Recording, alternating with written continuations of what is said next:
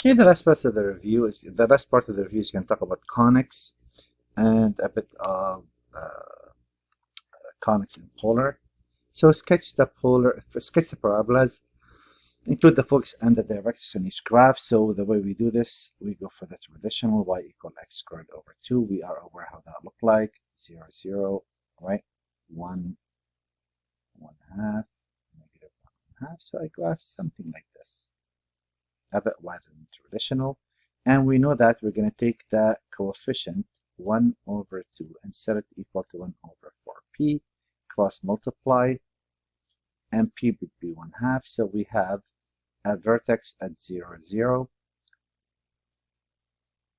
And since I'm going to go half a unit above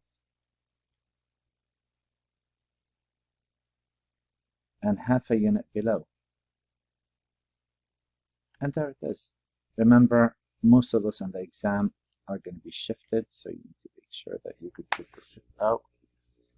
And how about here? Well, the same deal. We say x equal negative 3 over 8 y squared. So we know the graph opens backwards, something like this. And we're going to take the number in front of the squared and set it equal to 1 over 4p and solve. Now that's going to be negative 12, p equal 8, p equal negative 8, which is divided by 4, that's 2/3. So we're going to move 2/3, that's the focus, and 2/3. Again, these examples are centered at the origin, which is not normally the case. The focus is at negative 2/3, 0, and the directrix is x equal 2/3. And when we get to this, and again here they're separating them, we're going to mix the pot. We set this equal to 1. If you recall, that was the key. We have x squared over 4 plus y squared over 2 equal a 1. So sketch the graph, include the foci, vertices, and asymptotes, if any. So here we're going to move what? 2 in the x, radical 2, which is about 1.4 in the y, connect the graph. There's my ellipse. So we know that the center is 0, 0 in this case. The foci are going to be along the x. We know that because the stretch side is along the x. And the vertices are already 2, 0, and negative 2, 0. So to find the foci, we simply say that's the square root of the larger minus the smaller. So that's radical 2. So we move 1 point some and 1 point some. So that is at radical 2 and negative radical 2. Again, this is a fairly simple review because they all seem to be centered at the origin. That's not the case. And how about this problem? The same deal. We set this equal to 1.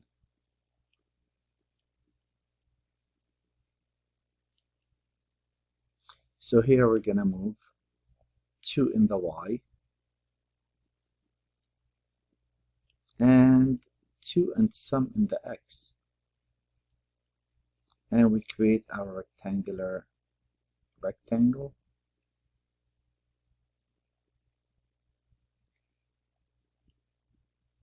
And since the negative in front of the x, there's nothing along the x-axis, so the graph looks something like this. So in this case, and we should be heading toward the asymptotes. There we go. This one should be heading toward the asymptote. Never touching it, but very close. So here again we have the center at 0, 0. We have the vertices are at 0, 2, 0, negative 2. The foci are going to be at 0. Let's see. It is 5 plus 4, which is 3.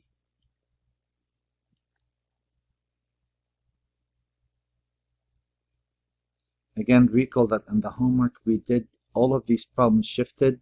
Most likely that's going to be the case on your test, so make sure that you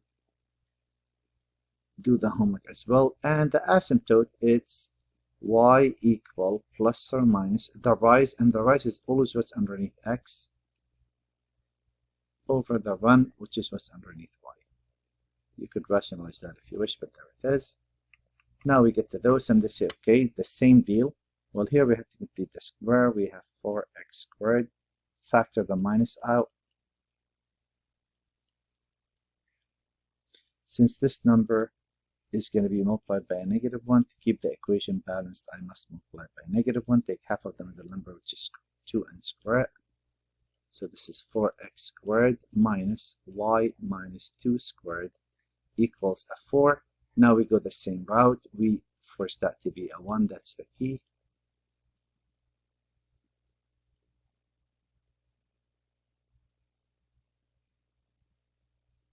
So in this case, we know that we have a center at 0, 2.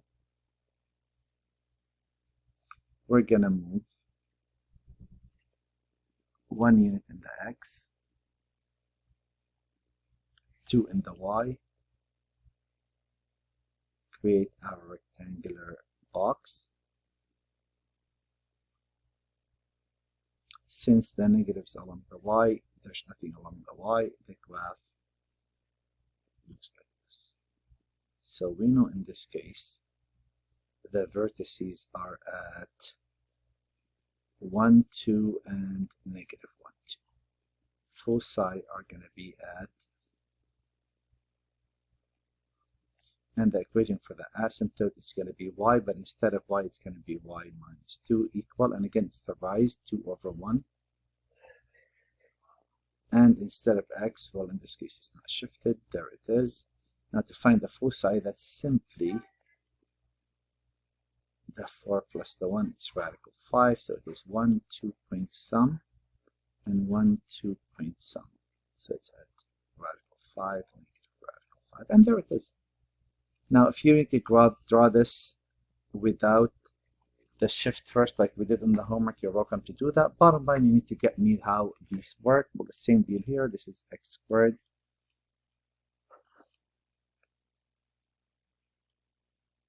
minus 2x plus, take half of them as a number, which is 1 and square. So this is x minus 1 squared plus 8y equal negative 16. Swap those. X minus 1 squared plus 16 equal 8y, and to get y by itself you would divide by 8 each of those.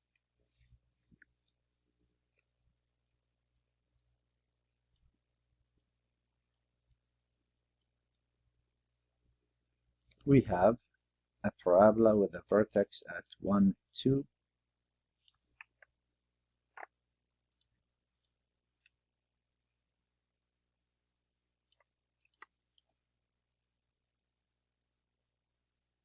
And this parabola opens up.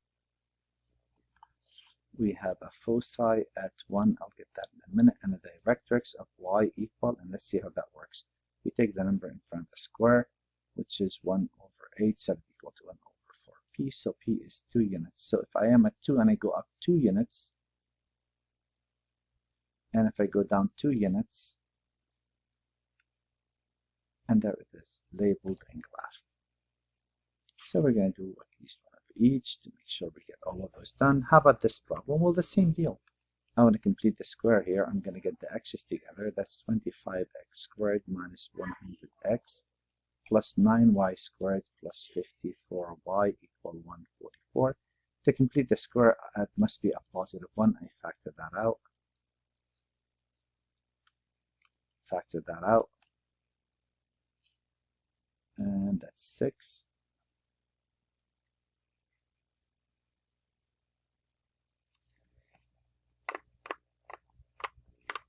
Oh, come on. Okay. And since this number is multiplied by 25, I must multiply it by 25 when I get to the other side. And since this number is multiplied by 9, when I put it on the other side, I must multiply it by 9 as well. Take half of the middle number, which is 2, and square it, that's a 4. Take half of the middle number, which is 3, and square it, that's a 9. So this becomes 25 into x minus 2 squared plus 9 into y plus 3 squared equals, and let's see what those are. They're all positive. 25, that's 100. 181 plus 144, that's 5, 225. No, 5, 12, 325. So if I set that equal to 1, I'm looking at x minus 2 squared over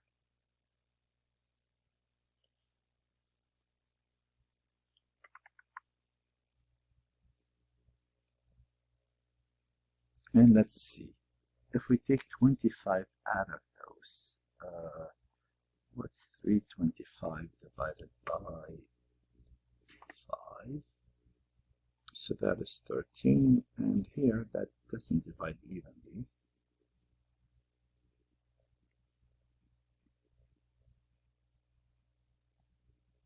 And this will be y plus 3 squared divided by 325 over 9. 325, 5, 6, 7, 8, 9, 5, 10. Okay, so we have a center at 2, negative 3. Okay, let's see, 1, 2, 1, 2, 3. Okay. We're going to move, so center, we have vertices. We're going to move from 2, radical 13 to the right. So 1, radical 13. Radical 13 is about 3 point sum. 1, 2, 3 point sum, it's before 4. And 1, 2, 3 point sum before 4. 325 over 9. 325 over 9 happens to be about 36, so it's a bit bigger than 6. 1, 2, 3, 4, 5, 6, a bit bigger than 6, and 1, 2, 3, 4, 5, 6, a bit bigger than 6. So the vertices would be, we started at negative 3, so it's always at 2, but the y's, we started at negative 3 and added the square root of 325 over 3, the square root of that, and negative 3 and subtracted that. And we have foci at 2. I'll get the y in a minute. And how does that work? The foci are going to be the square root of 325 over 9 minus 13. So 13 times 9, 27, 9, 10, 11. If you take 325 and subtract 117 out of that, out of 15, that's an 8, that's a 0, that's a 208.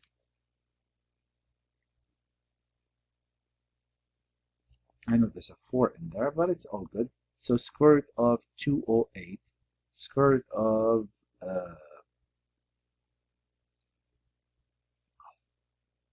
square root of 208. So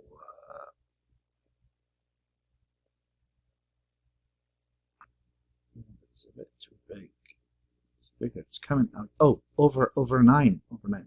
Oh, okay, now that makes sense. Oof. Okay, that's much better. So 9 divides 2, it's about 6.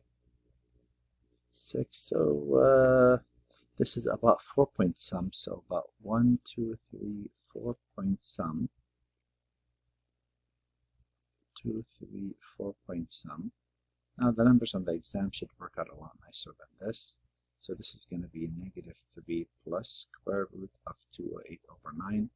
Negative 3 minus square root of 208 over 3. Again, the numbers are not working out nicely, but get the idea.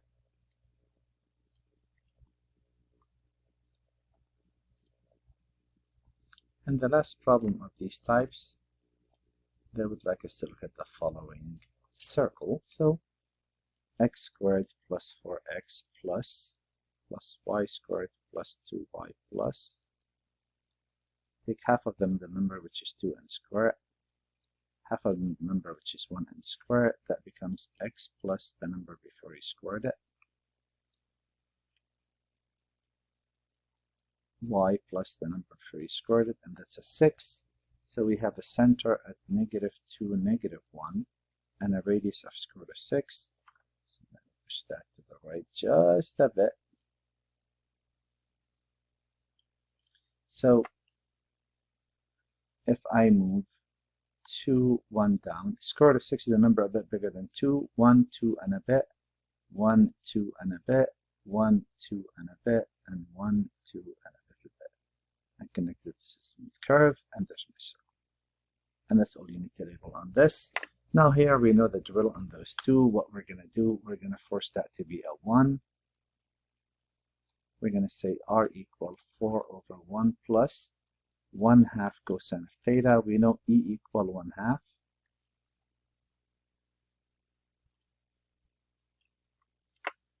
And ED is 4. 1/2 D equal 4, D equal 8. Since this is a cosine and it's positive, we're going to go on the positive x-axis, and we're going to move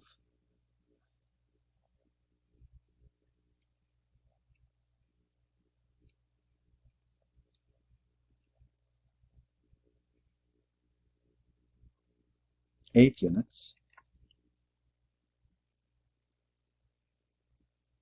and draw our directrix.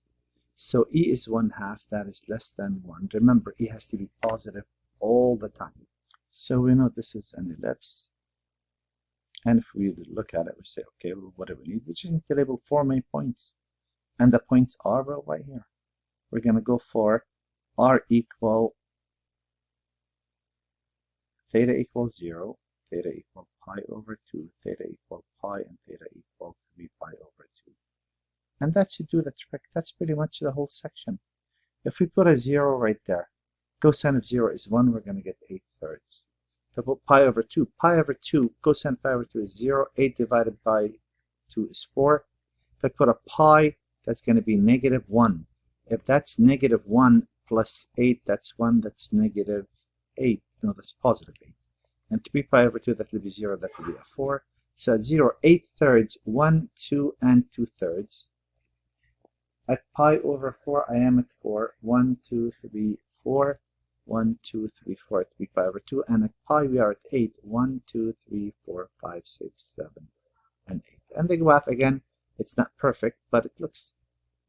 The center is like halfway through. You don't have to get that perfect. You just have to get that somewhat close, you know. There it is, done deal. Very simple. Nothing to it. And if I get to the last problem on the example, again, I'm going to have to force that to be a 1. Oh, they all turned out to be the same. That's not what I intended, but you know. 4 over 1 plus 1/3 the sine of theta. Well, the same deal. E equal 1/3. That is in absolute value less than 1.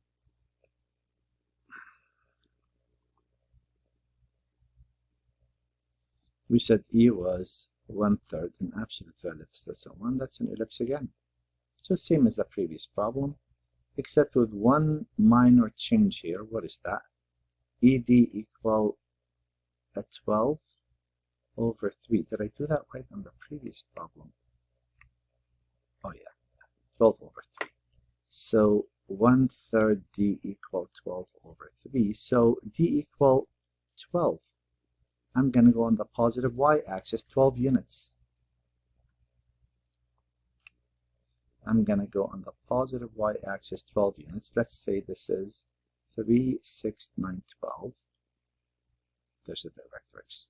And it's as simple as r and theta, picking the 0, the pi over 2, the pi, and the 3 pi over 2. You could go to either of those. I'm going to go to the original. You can go anywhere you like.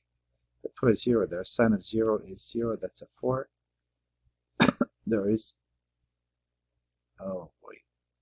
Okay, let's say that's 2, 4. When I get to pi over 2, that's a 1. 12 over 4 is 3. When I get to pi, that's a 0, that's a 4. Pi 4. And when I get to 3 pi over 2, that's a negative 1. Negative 1 plus 3 is 2. That's a 6.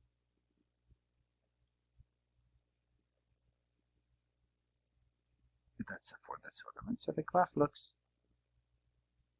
something like this. And there it is.